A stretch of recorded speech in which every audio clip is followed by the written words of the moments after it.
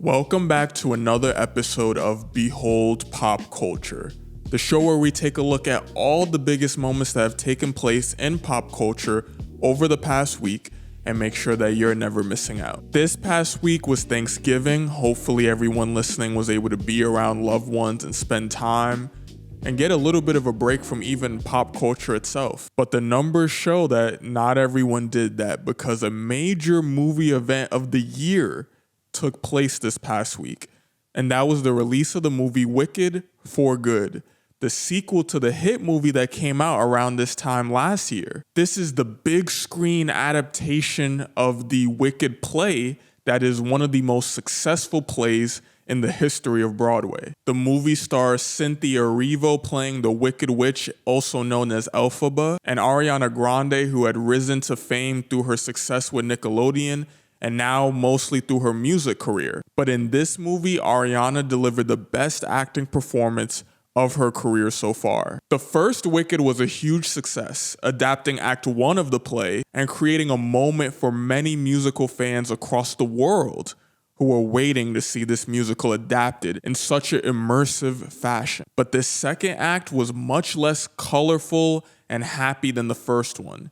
It was a darker theme, confronting the world of propaganda, fascism, and fear-mongering taking place because of The Wizard of Oz. For years, musicals have been seen as more risky when it comes to adapting. It's a more niche audience. Not everyone across the world has access to actually see musicals in person, versus adapting a book. Nowadays, anyone can buy a book for $10 or listen to an audiobook for free online. The limited level of access has made Hollywood more apprehensive about adapting musicals in such a major big budget way. Wicked challenged that assumption and treated it more like a superhero blockbuster, a massively popular intellectual property. And its success is showing that with the right cast, the right music, and the right production team, musicals can be a mainstream pop culture moment, one that stands out among a year's worth of pop cultural moments. The response to this sequel has been mixed. The enthusiasm was there for people to show up to the movie theaters with the biggest ever debut for a Broadway to movie adaptation, but critics are finding that it still left some to be desired and that they could have taken more liberty in changing the story to better fit a movie format. When you have a stage show, you can get away with not fleshing out the story entirely because most of why people are coming are to get immersed into the actors' performances. But in a movie, it's a little bit easier to be more critical of plot holes, rush storylines.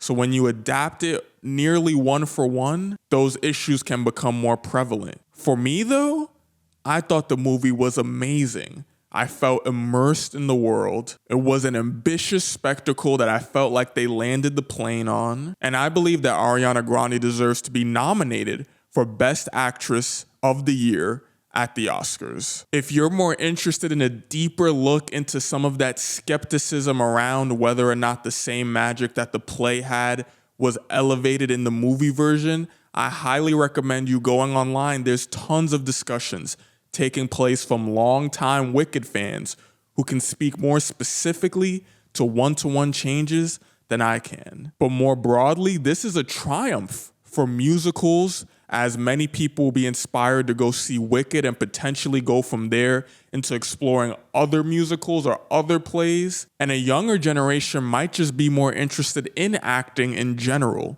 when they see such an interesting story getting brought to the big screen in this way. Recently, it's felt like we've come to the end of the line with the big IP stories being adapted and being massively successful. Avengers hit a peak that we might never see again with Avengers Endgame. And since then, the movies have seen less and less success on the Marvel side. DC is re-emerging, starting their universe over with the Superman franchise and soon to come Batman following that up.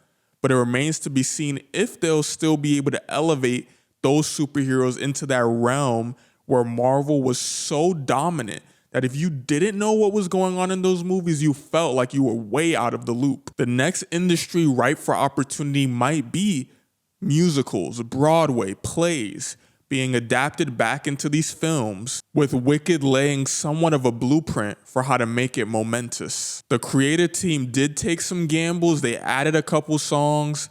They chose to make certain scenes more colorful, and the big bet paid off. Like the purpose behind this podcast, we exist in a world now where one niche doesn't need to be isolated to one group of people.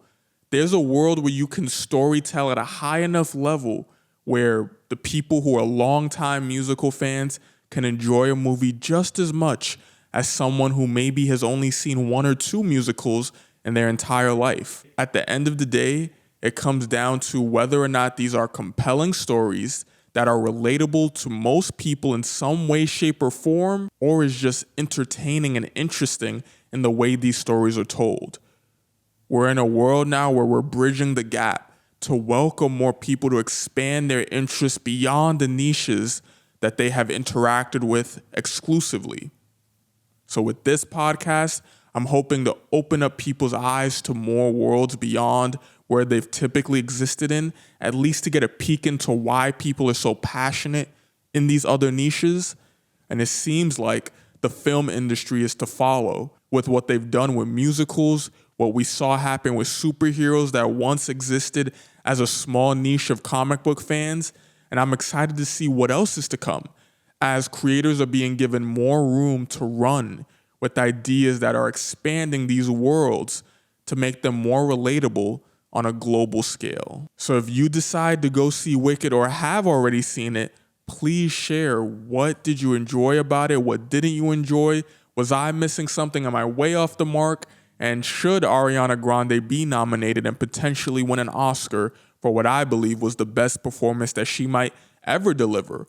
Or maybe this is the start of a new line of acting ability for Ariana Grande. While Wicked was dominating the world of cinema, the sports world had one of the biggest stories of the year continue to unfold, with Shedeur Sanders, the son of one of the greatest athletes of all time, Deion Sanders, getting the opportunity to prove himself against all odds. At the beginning of this year was the NFL draft, where hundreds of college students are given the opportunity to join the NFL, the big leagues, the most professional version of football that you could possibly play. And typically, experts have a decent idea of where most players are going to be drafted. It's never going to be exact, but you can pinpoint what range a player is being considered in, especially when you have insiders feeding you information. For Shedeur Sanders, who was probably the most popular player in college football from last year, he was expected to be a top pick in the draft.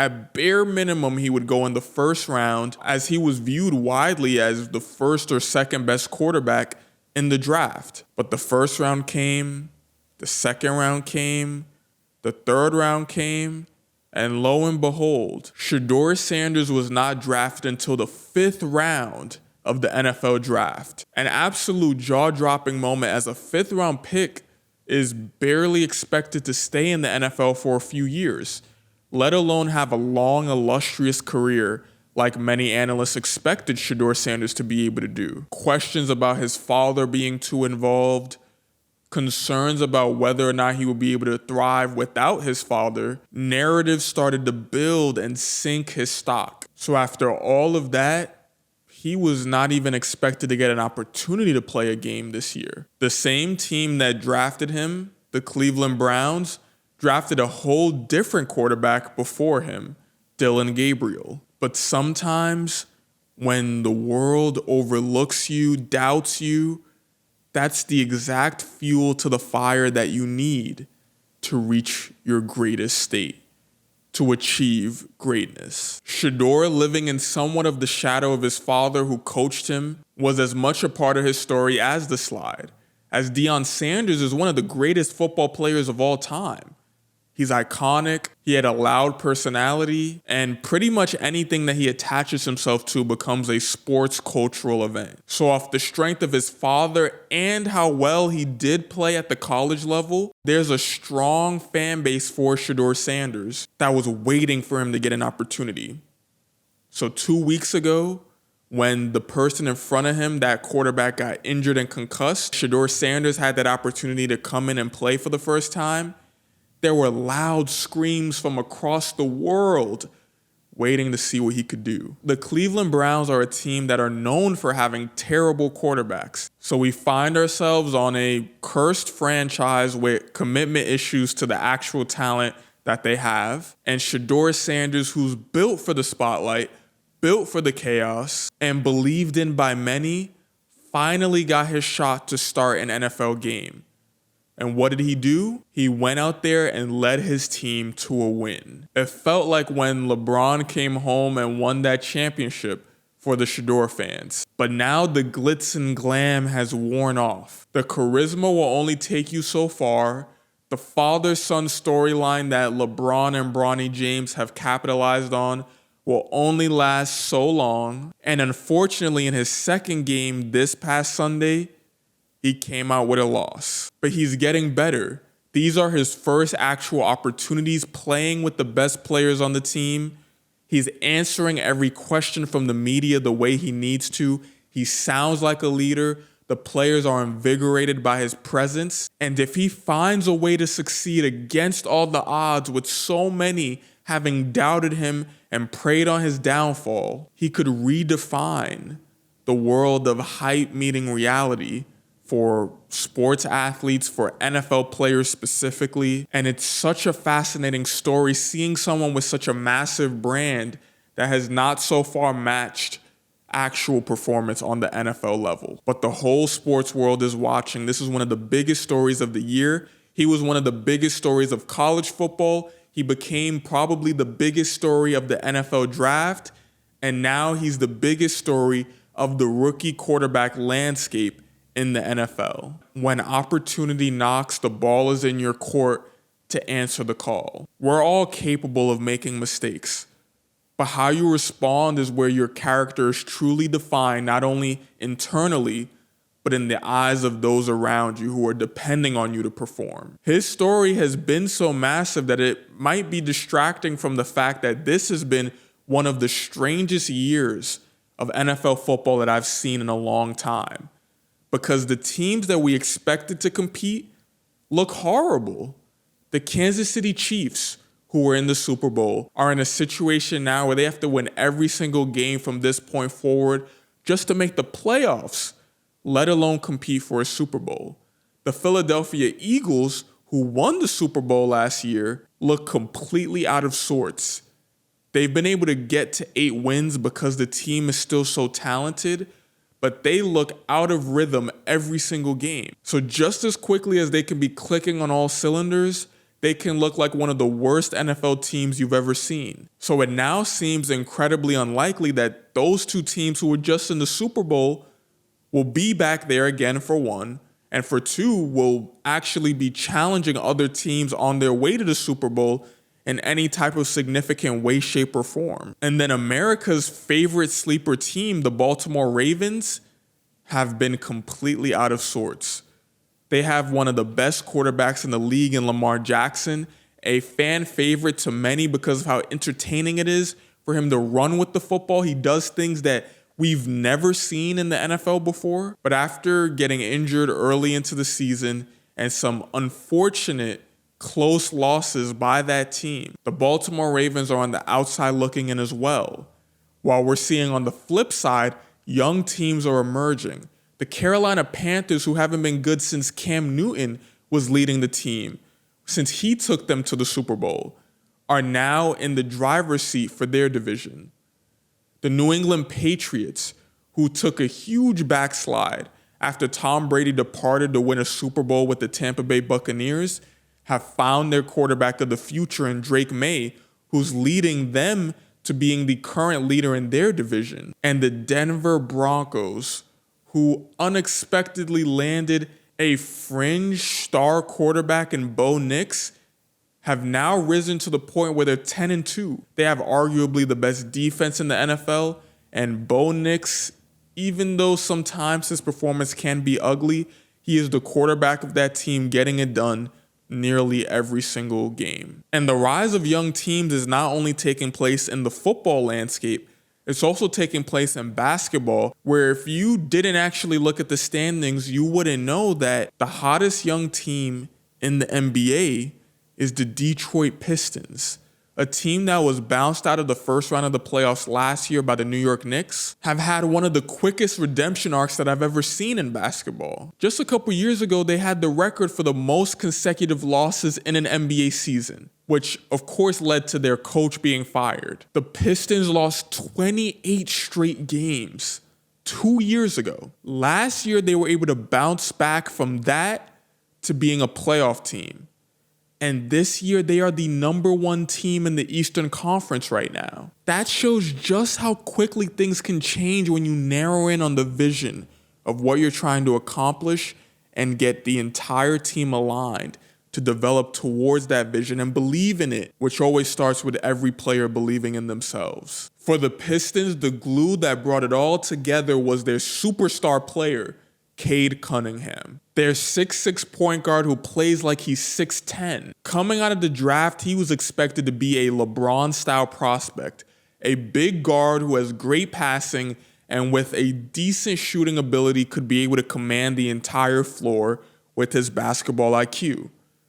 But the beginning to his career was marred by a bad jump shot, consecutive injuries, a team that wasn't properly built around him, and virtually zero stability for that roster. But now he's being embraced as the calm superstar, the anchor of the team, like that slept-on musician that you knew was talented, but were waiting for them to get the right investment from the people around them, from their record label, for them to finally be able to put out that classic project. Detroit gave Cade a structure, and Cade gave the city of Detroit something to believe in. So this isn't the bad boy Pistons that you might have heard of in the past. Teams that beat you up relentlessly and didn't particularly have a face of the team that was as calm and cool and collected as Cade. This team is a little bit more Gen Z to it. They embrace being young, having a style and identity, and their grit is less rugged and more consistent and determined. They never feel like they're out of a game. Every player feels like they can make as significant of a play as the best player on the floor, and the name of their game is efficiency and defense. It's a huge win for small market teams. We know that New York will always have the money and want to spend it, but Detroit, superstars were not rushing to go play there. They had to build it from the ground up. And now they are on the up as they lead the Eastern Conference through roughly the first quarter of the season. As we see in sports and as we see in life, it's not always about being the most talented or having the most money. It's about being somewhere where your abilities are putting you in the best position to succeed. As we've seen in the NBA, the most talented players have played together and not found success.